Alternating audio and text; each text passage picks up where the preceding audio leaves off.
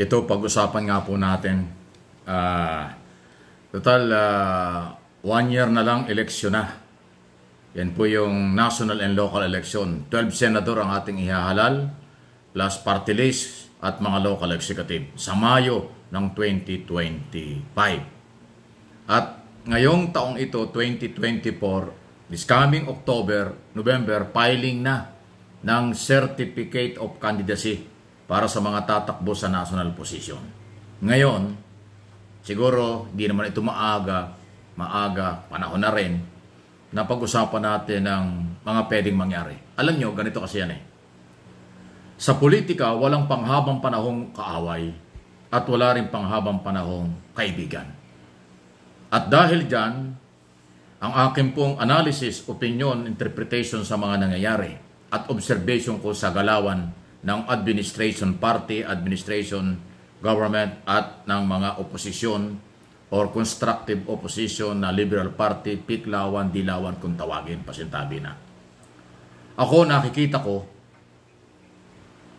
na kung magkakaroon ng alyansa, ugnayan ang Marcos candidate under Marcos administration at Liberal Party candidate, kung magkakaroon ng coalition yan para dito sa next election, malakas po yan at may panalo.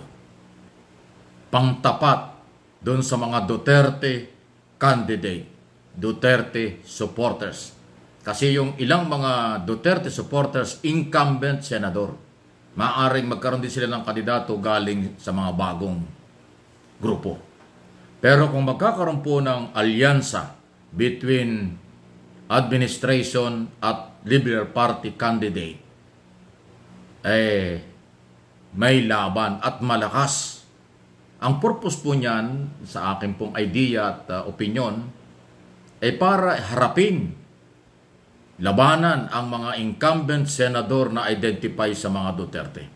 In other words, kung gugustuhin ng ating Pangulo at ng Liberal Party na manalo sila at huwag bigyan ng pagkakataon ang mga Duterte candidate o supporters, ay mag-alyansa sila.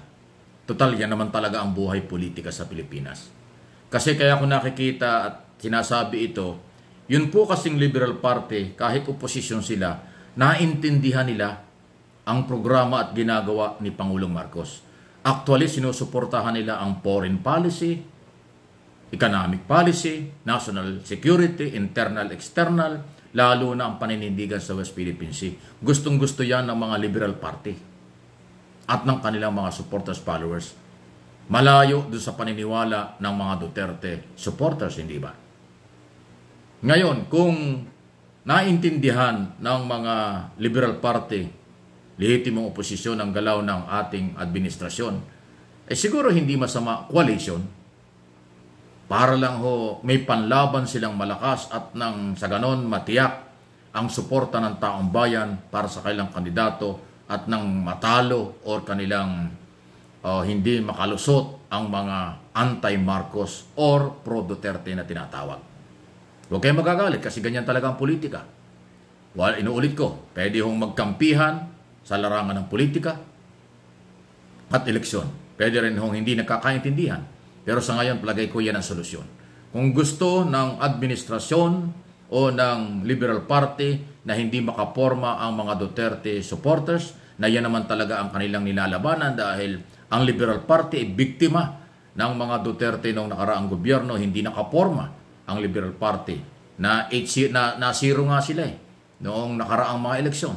So ngayon, kung sila'y sasama sa administration party at tatanggapin ang administration party, ay palagay ko ay lalakas. Kasi ako naniniwala na 3 o 4 siguro sa mga kandidato ng oposisyon dapat makalusot. O higit pa. Kasi sila naman ay biktima lang ng harassment pampolitika noong nakaraang gobyerno. At ito yung pagkakataon nilang sila makabalik o makabawi para makabalik sa Senado at maging mambabatas ng taong bayan.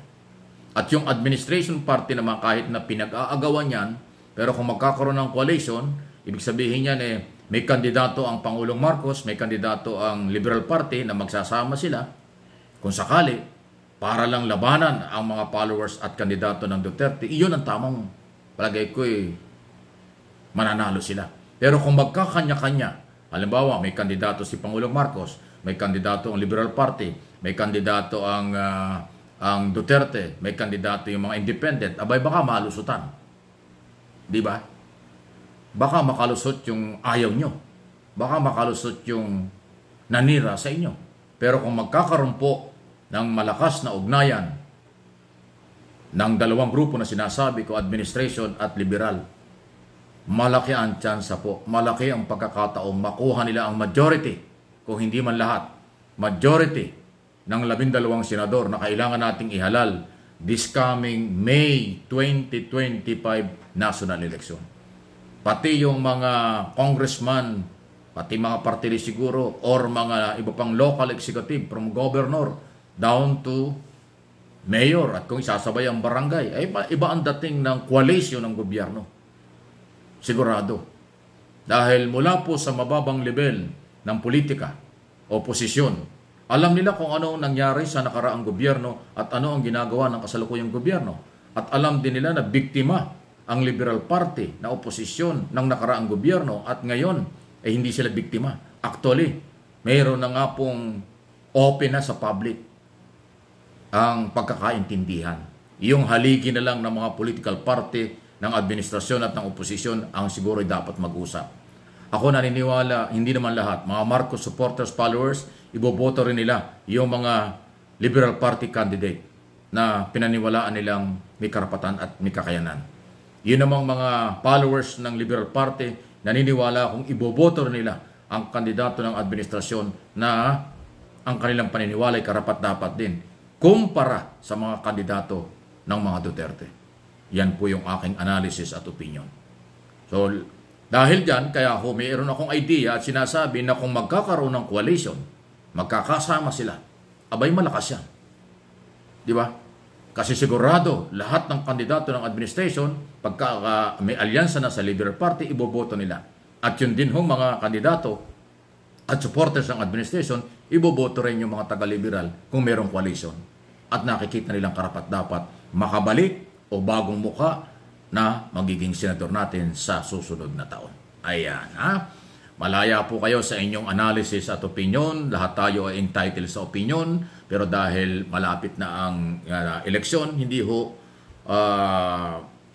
maagap ang ganitong klase ng mga paliwanag at mga balita.